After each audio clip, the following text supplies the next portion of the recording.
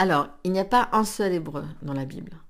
Euh, la Bible, bon, contrairement à ce que parfois certains veulent croire, n'a certainement pas été écrite d'un souffle ni par le même auteur. Et donc, on identifie des moments différents dans l'hébreu biblique, mais il y a, on va dire, une ligne de fracture qui est le premier exil.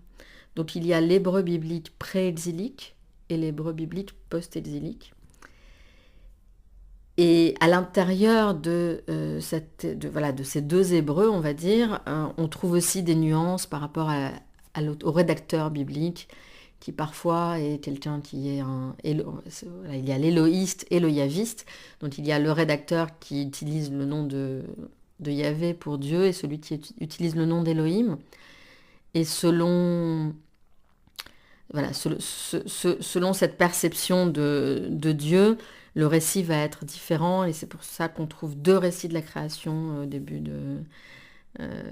du premier livre, au commencement. C'est pour ça qu'on trouve plusieurs épisodes de la Bible qui sont relatés deux fois, parce qu'en fait, il y a deux récits, un qui est celui de l'Éloïste et l'autre du Yaviste. Et puis, par ailleurs, l'une des grandes différences entre l'hébreu biblique et pré-exilique et post-exilique, c'est que l'hébreu post-exilique s'adresse déjà à ceux pour qui l'hébreu n'est plus une langue maternelle et quotidienne.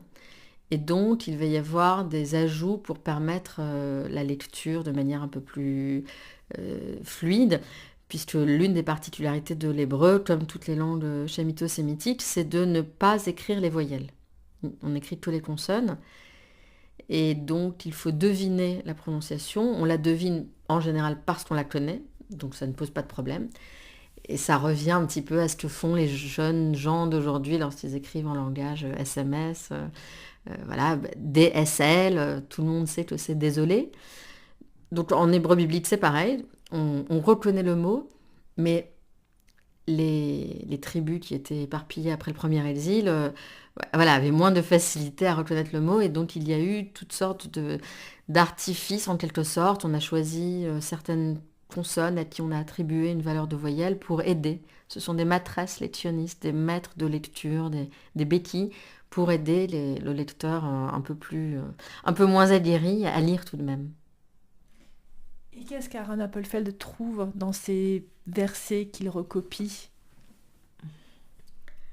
Alors, je pense que ce qui le fascinait dans la Bible, c'est certainement l'économie de moyens, clairement. Parce qu'elle est là, elle est visible.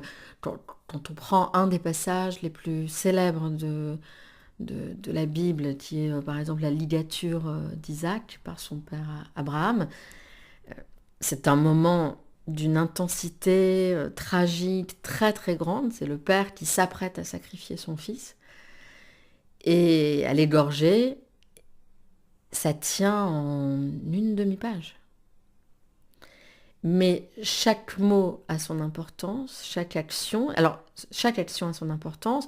Je pense que si on prend très précisément ce passage-là, euh, qui était un passage très apprécié, je pense, d'Aaron, à la fois pour le contenu et pour ce moment où il y a presque voilà, une mise à l'épreuve d'Abraham et un moment où il faut renoncer aussi au sacrifice humain. Enfin, c'est un moment très important de façon générale dans le monothéisme et dans la théologie.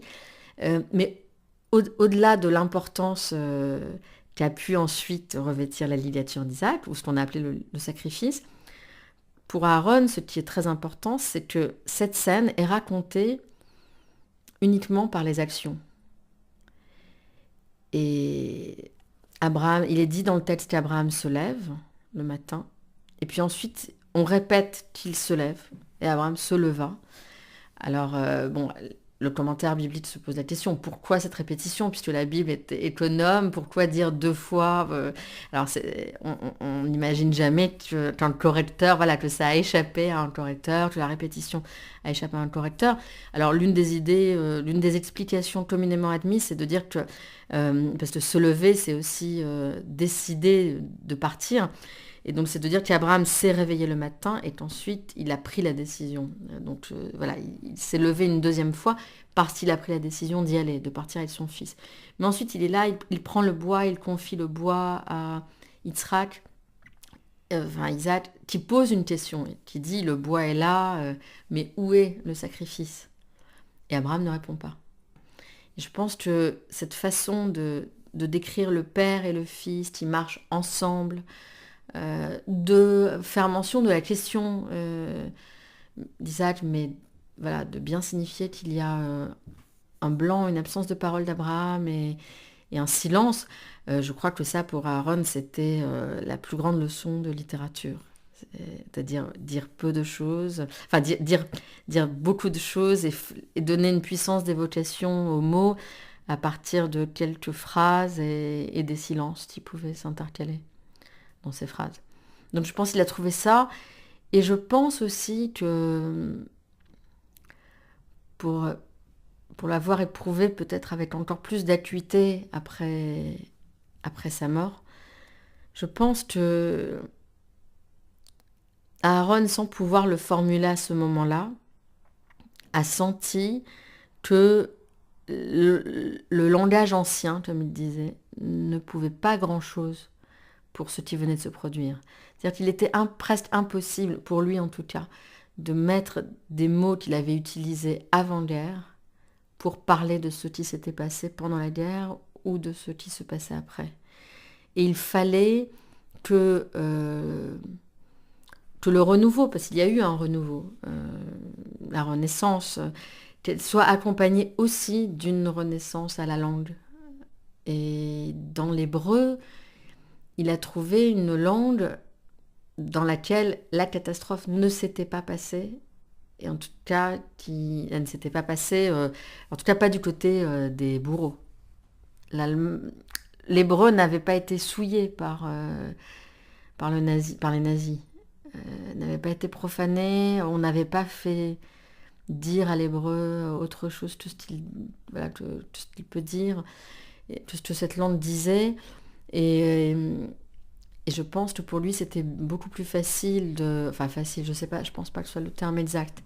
Mais en tout cas, il y avait presque plus de... Je pense que... Il trouvait certainement dans l'hébreu un degré à la fois de sensibilité et de tact que ne pouvaient pas avoir les autres langues, les langues européennes, concernant ce qu'il avait vécu. Voilà, la sensibilité passée par la possibilité de dire, d'évoquer, puisque l'hébreu a une puissance d'évocation très très grande, tout simplement parce que l'interprétation est toujours possible, vu que le même mot peut être lu de différentes manières et interprété de différentes manières. Donc, et puis le même mot a traversé souvent 2000 ans et s'est chargé au fil de ces 2000 ans de sens différents. Donc, avec un seul mot, on peut traverser le temps, on peut traverser des couches de sens successifs. Donc ça, il le savait, il le sentait. Ça, c'est la sensibilité de la langue, on va dire, mais une sensibilité très pudique, qui est contenue dans le mot même et qui n'est pas affichée. Et d'un autre côté, il y a beaucoup de tact, je pense, dans l'hébreu biblique par rapport à la catastrophe, parce que c'est une langue qui, étant donné qu'elle a raconté les premiers tourments de l'humanité, ou parmi les premiers tourments de l'humanité, elle a effleuré tout ce qui pouvait être dit sur la violence, la mort, la solitude, toutes choses qui sont présentes dans la Bible, mais en conférant à ces émotions, ces vécus, une dimension qui allait au-delà de la dimension historique de la Seconde Guerre mondiale. Il y a quelque chose d'intemporel dans la Bible. Et je crois que ça, c'est ce que j'appelle le tact de la langue, c'est-à-dire elle n'aborde pas, elle ne pouvait pas aborder directement, de manière frontale, ce qui s'était produit, puisqu'il n'y avait pas dans l'hébreu les mots pour dire le camp, pour dire les humiliations, pour dire l'extermination. Il y avait des mots pour l'évoquer, mais pas pour les dire de manière frontale. Et donc c'est ce tact-là, je pense, qu'il a trouvé. Ce qui veut dire qu'aujourd'hui encore, il n'y a pas un mot en hébreu pour dire extermination ou génocide?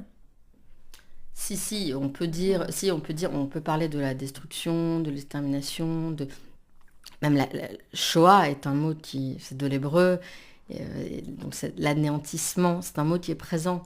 Mais c'était des mots, ce sont des mots qui n'ont pas été créés au moment de la catastrophe et qui n'ont pas été utilisés par exemple, la solution finale. Alors on peut dire solution finale en hébreu évidemment, mais lui est allé chercher des mots qui préexistaient à cette catastrophe et qui permettaient de l'évoquer, mais qui n'avaient pas été créés pour cela.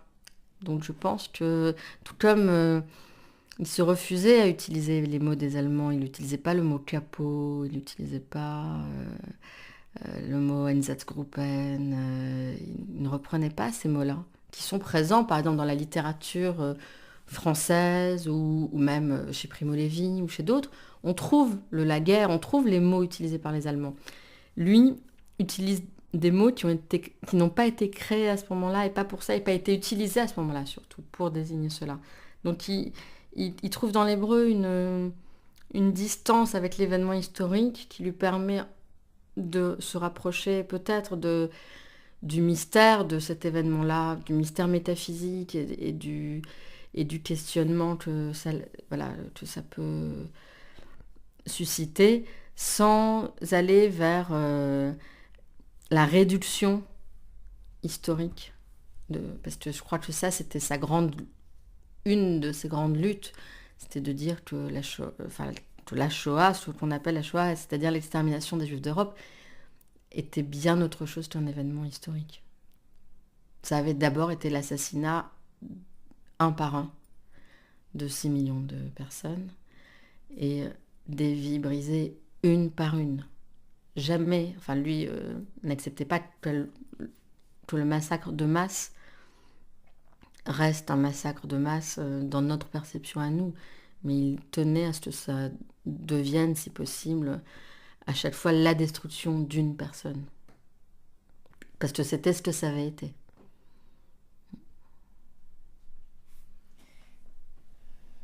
Je sais plus où, j'avais lu quelque part où je l'avais entendu parler alors je sais pas si c'est exactement ces mots, mais l'idée d'un langage de vérité pour lutter contre justement ce qu'il avait connu du dévoiement du langage. Et ça m'avait fait penser à Klemperer. Et je me demandais si vous en aviez parlé entre vous, de cette idée-là, de cette recherche justement de la plus grande précision et justesse possible. Oui, à plusieurs reprises. Alors, ce qu'il disait d'abord, c'était que les deux langues qu'il connaissait et qui avaient traversé l'histoire ces années-là, dans la région qu'il avait vu naître, à savoir l'allemand d'un côté et le russe de l'autre, avaient toutes deux été des langues du mensonge, des langues de la propagande et des langues qui faisaient dire aux mots le contraire de ce qu'ils voulaient dire. Donc, évidemment, très souvent, il disait, mais voilà, il n'y a pas plus grand mensonge que les mots Arbeit macht frei, fronton d'Auschwitz. Et même les mots solution finale, ça veut dire quoi? La solution à quoi? Et donc, pour lui, ces langues-là avaient trop menti.